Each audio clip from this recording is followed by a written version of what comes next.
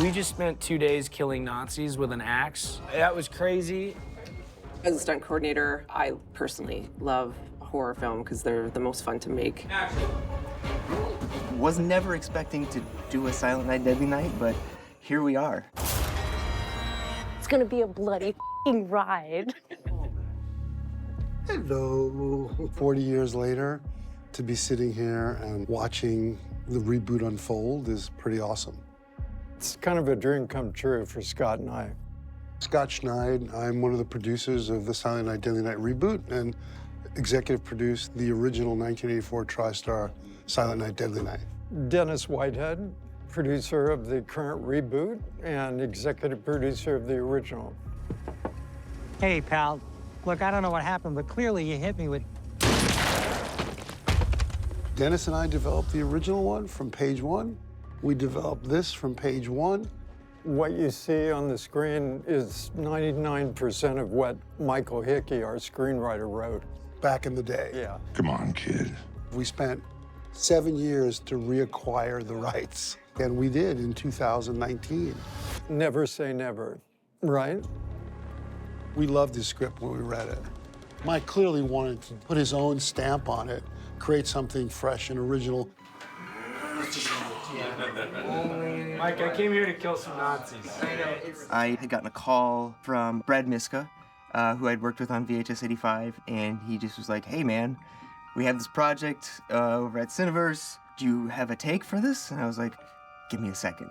And so I literally just like kind of came up with kind of what popped in my brain. I was like, oh, this is kind of fun, and whipped a little something up, and it's kind of like, let's give this a go. The reboot has definite DNA connects to the original film, but it's its own movie, and it totally stands on its own.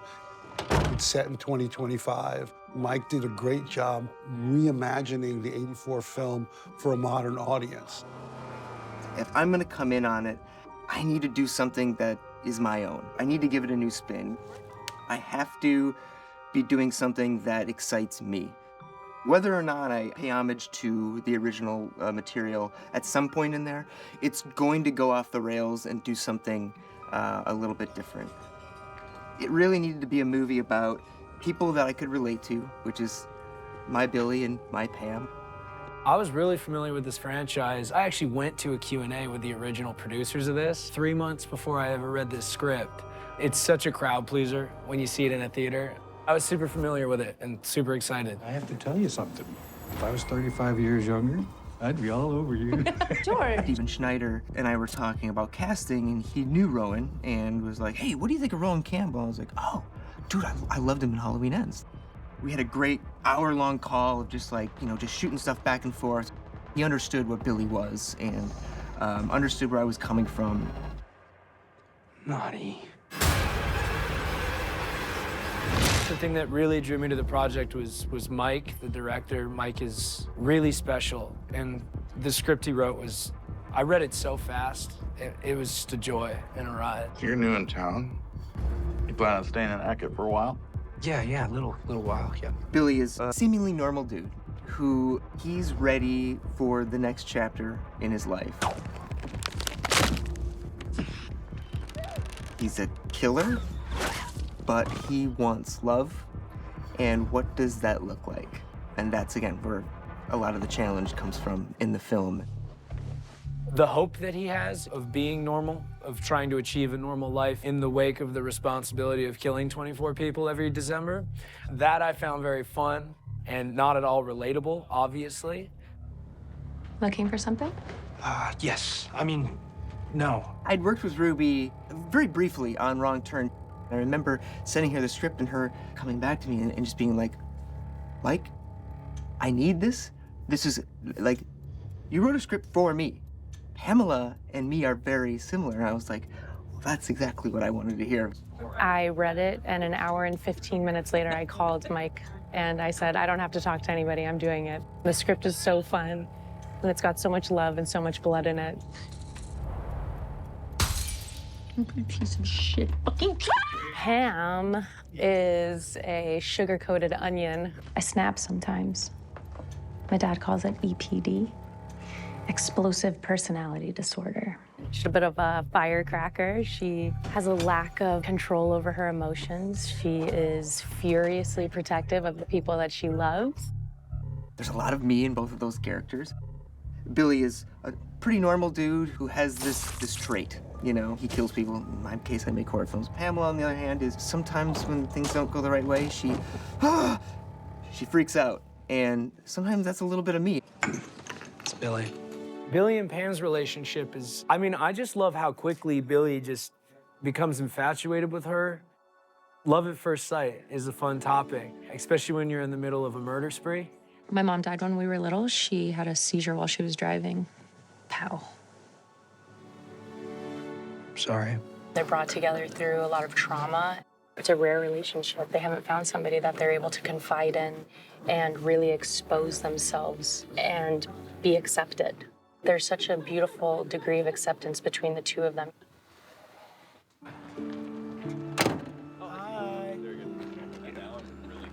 They have such a connection, the two of them. You see it on the screen. I mean, yeah, there's a real passion between the two of them. They didn't know each other prior to this. No, they didn't. And they've just instantly connected. Yeah. Ron and I started working together the first week that we arrived. We've been here for 4 weeks, and I say this confidently, everyone. My face has become so much more chiseled because I've never laughed more. On videotape. Reading the script, what I found really interesting was I found myself having a lot of empathy for this killer. There's a lot of heart underneath all the killing in the gore. Action. We're getting to kill people, and in these really interesting and unique ways. Reading the Nazi party scene was particularly, I think I had a smile on my face the whole time. We were able to sit down and really talk about like what I wanted that to feel like. And she took her team and she shot this animatic of all of her stunt team acting out this sequence. We found this just really tight, just brutal massacre of a scene. I got to work with them for 8 hours, and they made this beautiful sequence of kills. And I got to just work through it with them, and by the end, they were confident enough to let me do it myself.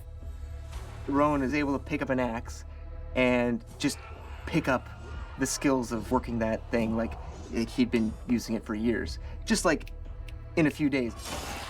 I think it was 90% of the time Rowan was in there flipping people around and swinging the axe and smacking people in the face.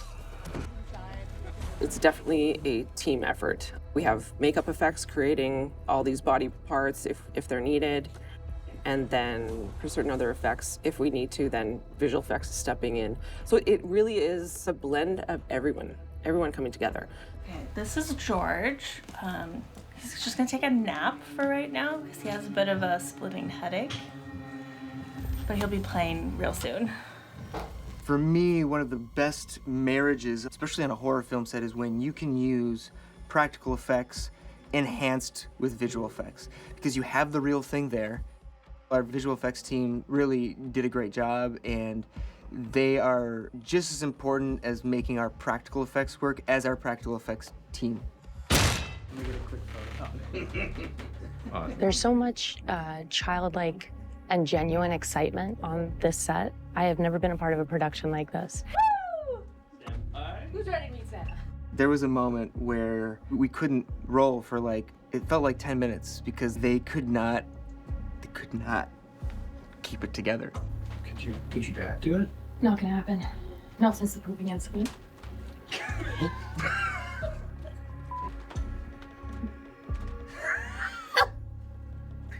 Pooping incident.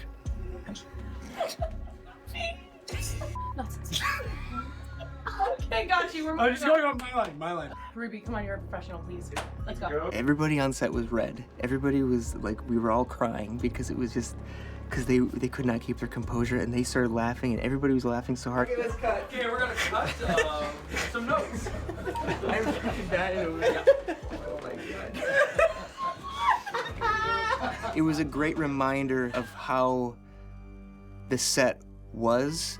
We had so much fun every single day.